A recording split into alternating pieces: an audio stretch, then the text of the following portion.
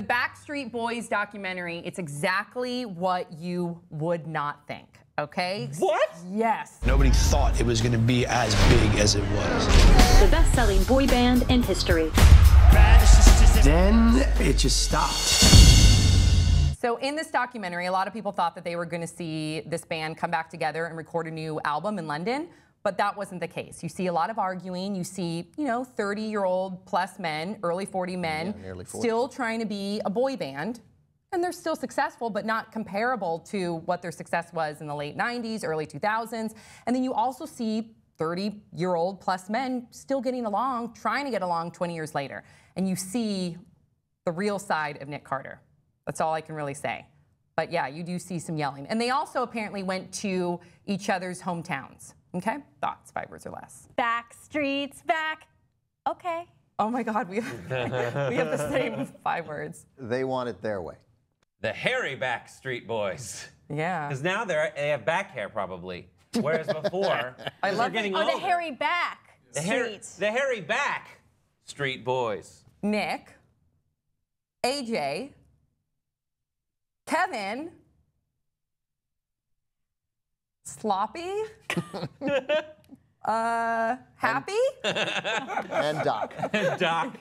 Okay, so did you guys listen to the Backstreet Boys? Obviously, I didn't too much because I can't even name all of their names. But did you? Can't name their names, but I did listen to them, yes. Oh, for sure. They were just Backstreet Boys. They weren't individual human beings to me. Who sang Bye Bye Bye?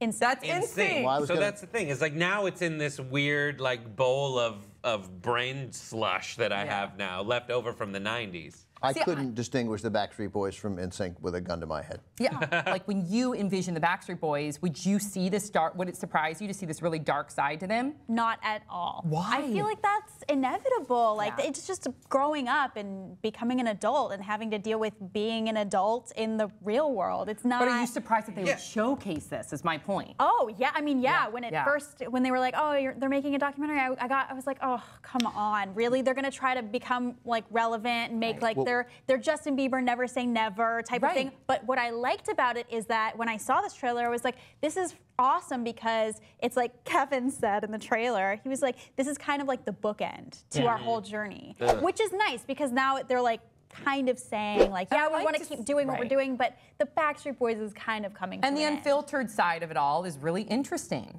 I've taught in every one of these clips that we've done today, my overall point, which is so often, is the loss of authenticity.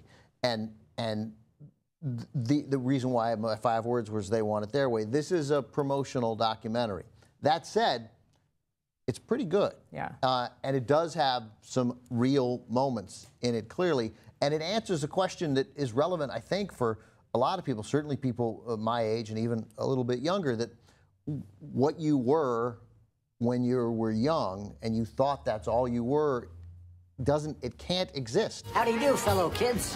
What? If you're a banker, you move up and you're a better banker. You know, you're a different kind of lawyer. But what is a 37? I think they asked the question in the movie, and I'm going to quote some.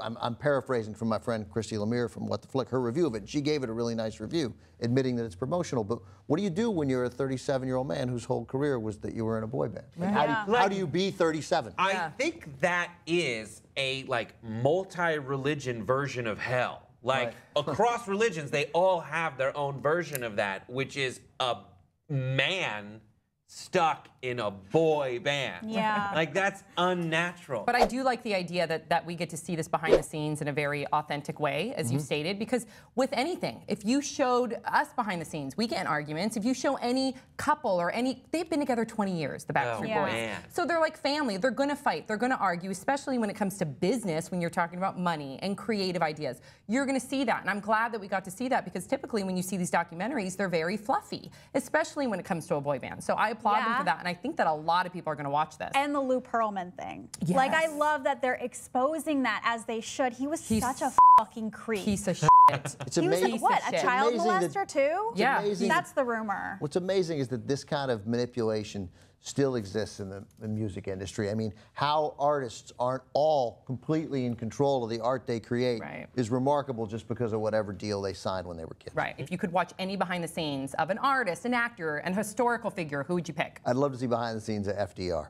I would love to see how sort of the best president we arguably ever had. I agree. And nobody knew the guy was in a wheelchair forever. Right. Like, that's amazing how they maintained that for as long as they did.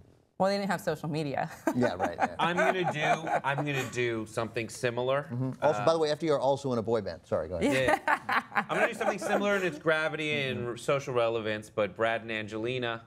I want to see what it's really like. Do they get in fights? Is a hair out of place ever? And their sex. Woo woo! I want to see that. I would want to see, I think, Tom Cruise, because I really do want to see inside Scientology. Oh, that's a really good one. That's a good goes down? Well, that's coming. I want to know. What do you guys think about the Backstreet Boys documentary? And if you've seen it, please share your thoughts in the comment section below. Don't forget to subscribe. Also, make sure that you follow us on Instagram at The Real Pop Sugar. See you guys next time.